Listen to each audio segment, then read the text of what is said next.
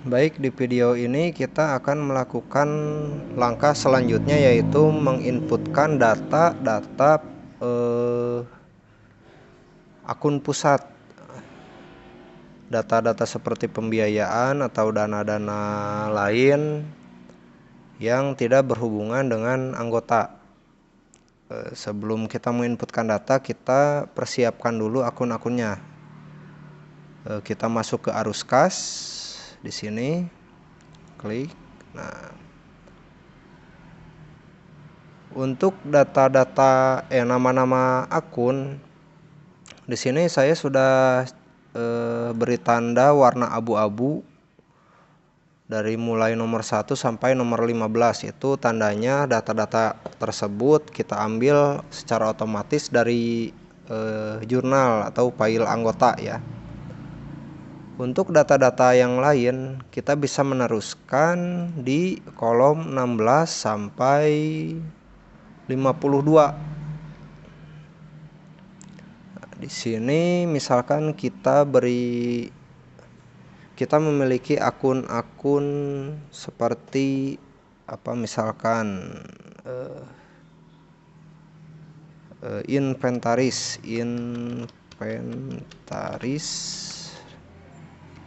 dana sosial atau pembiayaan lah, transport konsumsi atau ya yang lain bisa diinputkan seluruh akunnya. Kita ambil contoh 2 saja. Setelah kita menuliskan nama akunnya di sini, kita bisa save dulu. Kita save. Nah, di sini kita lihat ada nomor 16 dan 17 ya. Ini tandanya adalah nomor tabel di buku besar. Kita masuk ke buku besar. Kita misalkan inventaris ya 16. Klik buku besar. Kita cari tabel ke-16. Nah, ini adalah nomor-nomor yang tadi ya. Karena ini sudah ada rumusnya, udah otomatis ngelink ke file anggota. Kita cari yang selanjutnya tadi yang di kolom 16 sudah ada inventaris dan di kolom nomor 17 sudah ada transport. Untuk akun-akun yang lain silahkan diisi sendiri dan disesuaikan nama-namanya sesuai dengan yang ada di tempatnya masing-masing. Misalkan kita input data di inventaris. Nah, untuk penginputan data kita bisa langsung memasukkannya di sini. Ya, ini sudah dari tanggal, ini sudah ada dari saldo tanggal 1 bulan 1 sampai akhir tahun, akhir periode. Kita tinggal menempatkan di posnya masing-masing. Karena mungkin nantinya akan banyak akun-akun yang akan diisi. Tadi sampai berapa, 52 ya. Lama-kelamaan kita akan bingung kalau ngegeser-geser sheet ini karena panjang ke kanan. Kita bisa manfaatkan nomor tabel yang tadi. Kita lihat di arus kas inventaris nomor 16 misalkan, kita klik buku besar. Nah, di sini ada nomor tabel, kita ketikkan nomor 16. Lalu klik di nomor tabel. Nah, kita langsung loncat ke tabel nomor 16. Jadi gak perlu geser-geser lagi ya. Ini gak perlu gini. Tinggal kita inputkan data ke tabel ini langsung dari sini. Nah, untuk patokan penginputan data di sini kita ada warna kuning dan warna orange ya di setiap tabel. Debit, kredit, debit kuning, kredit orange. Itu tandanya untuk sebagai patokan. Yang warna kuning itu adalah pemasukan kas dan yang warna orange itu adalah pengeluaran kas. Bila kita menemukan kasus seperti ini, misalkan inventaris. Untuk akun inventaris, nilai debit dari inventaris ini kan seharusnya pengeluaran kas ya. Tapi karena di sini ada warna kuning dan di kreditnya warna orange, kita bisa langsung aja balikan warnanya. Kita tinggal blok dari paling atas ya, kita sorot ke sini, kita blok semua sampai ke bawah. Ganti saja warna kuning ini jadi warna orange dari sini. Klik, ini warna orange, begitu juga yang kredit. Klik, blok semua dan ganti jadi warna kuning. Nah, berarti gini ya. Sudah, kalau sudah seperti ini, kita tinggal inputkan datanya. Misalkan pada tanggal 4 bulan 1. Dekatkan dulu biar enggak pusing. Nah, inventaris pada tanggal 4 bulan 1 kita melakukan pembelian peralatan senilai berapa? 1 juta misalkan, 1 juta. Nah, tinggal ketikkan di sini, lalu kita kasih keterangan 1 juta ini buat apa. Misalkan beli komputer, kita tulis saja supaya sebagai pencatatan di kemudian hari supaya tidak lupa nilai ini dari mana. Pembelian PC, personal komputer.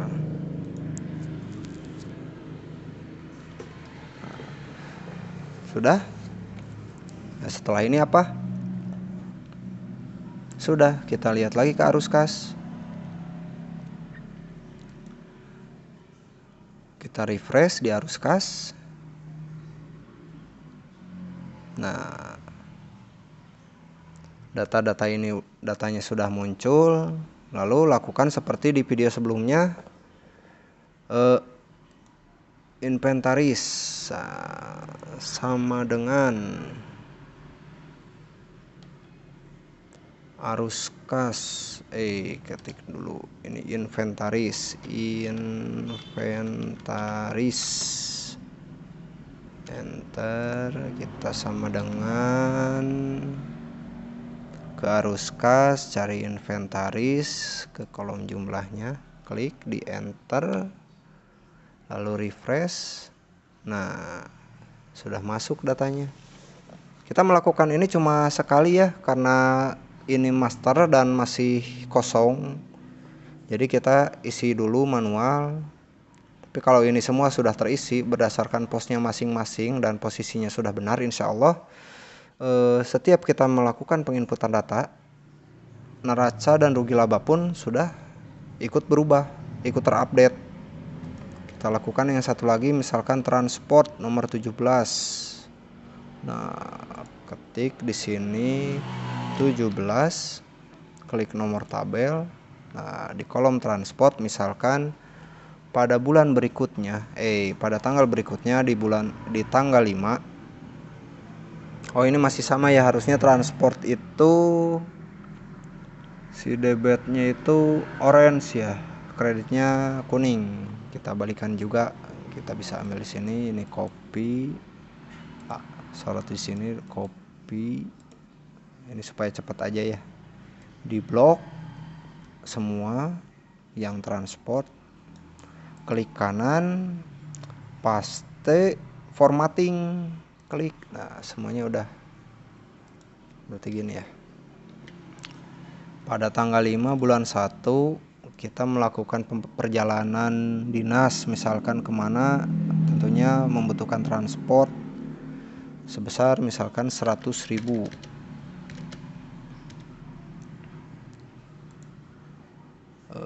Dalam keterangan kita bisa isi misalkan studi banding ke Mekah. Wah, Mekah. Udah gitu. Lakukan hal yang sama seperti tadi. Kita ke arus kas, Kita refresh di arus kas. Datanya sudah muncul. Kita linkkan, berarti transport itu di rugi laba ya. Di biaya di sini. Transport. Enter. Di sininya kita lakukan sama dengan arus kas, transport. Enter. Sudah, lalu kita refresh. Berarti kita defisit ya. Kita punya pendapatan 60 tapi biaya transport 100.000, jadi SHU kita minus 40.000. Ya sudahlah.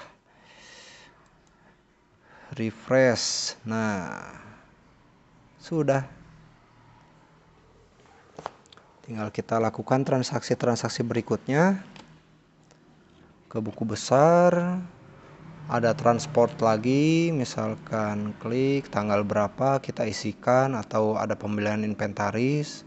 Kalau ada penjualan inventaris berarti di sini di inputnya. Nanti setelah di input, klik ke arus kas, di refresh. Sudah, datanya langsung update dan neraca rugi labanya pun ikut terupdate. Begitu pula bila ada akun-akun yang lain, tinggal diisi dulu nama akunnya di sini, diteruskan. Kita memiliki space sampai 52. SHU saya simpan di bawah. Ini SHU biasanya SHU tahun lalu yang belum dibagi ya. Di kolom 52. Bisa diisikan di sini data-datanya apa. Untuk penginputan datanya bisa di buku besar sesuai dengan kolom ini, nomor ini. Tinggal ke buku besar, kita mau cari nomor kolom nomor berapa. Seperti tadi ada SHU 52 ya di ujung. Nah, ada SHU, kita inputkan datanya berapa. Setelah itu ya sudah. Tinggal refresh. Di rugi laba di refresh. Di neraca di refresh. Sudah, neracanya sudah muncul. Tinggal kita sesuaikan dengan bukti fisiknya. Kita bisa cek kas apakah benar dicek kas. Uang yang ada di kas senilai ini, apabila terjadi selisih, kita tinggal telusuri datanya. Apakah ada yang belum diinput atau salah mengetikkan atau bagaimana, kita bisa ditelusuri langsung di buku besar untuk pembiayaan dan dana-dana, atau di jurnal dari file anggota tadi. Mungkin ada yang salah masuk atau salah jumlah. Apabila sudah sesuai, ya berarti inilah neraca kita sampai pada saat ini. Dengan SHU minus 40.000, dengan jumlah kas sekian, piutang anggota sekian, memiliki inventaris sekian, dan lain-lain. Biar enak ya SHU-nya, misalkan kita tambah.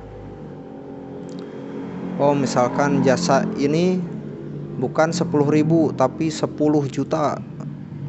Biar lebih realistis,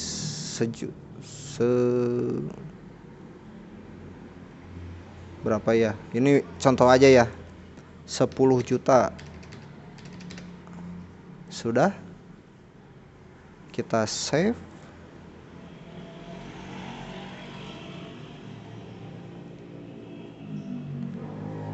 Yang pusatnya juga kita save.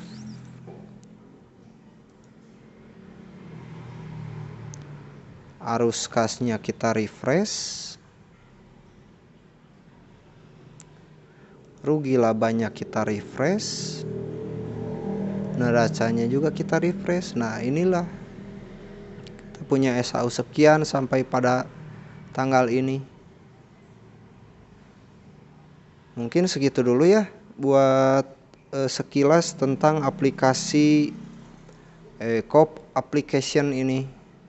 Mudah-mudahan bisa berguna dan bermanfaat untuk koperasi ibu-ibu bapak-bapak, karena inilah yang kami sudah pergunakan selama beberapa tahun terakhir, dan alhamdulillah sampai saat ini kami masih menggunakannya dan masih sangat terbantu. Mudah-mudahan aplikasi ini pun bisa membantu koperasi ibu-ibu bapak-bapak sekalian, dan apabila dalam perjalanannya masih terjadi kendala-kendala lain, bisa langsung hubungi kami dari tim aplikasi di Koperasi KKM Kamola Majalaya. Apabila masih banyak kekurangan, mohon maaf dan mungkin akan menjadi revisi untuk kedepannya. Mungkin sekian dulu dari saya, Yudi, atas nama Koperasi KKM Kamola. Assalamualaikum warahmatullahi wabarakatuh.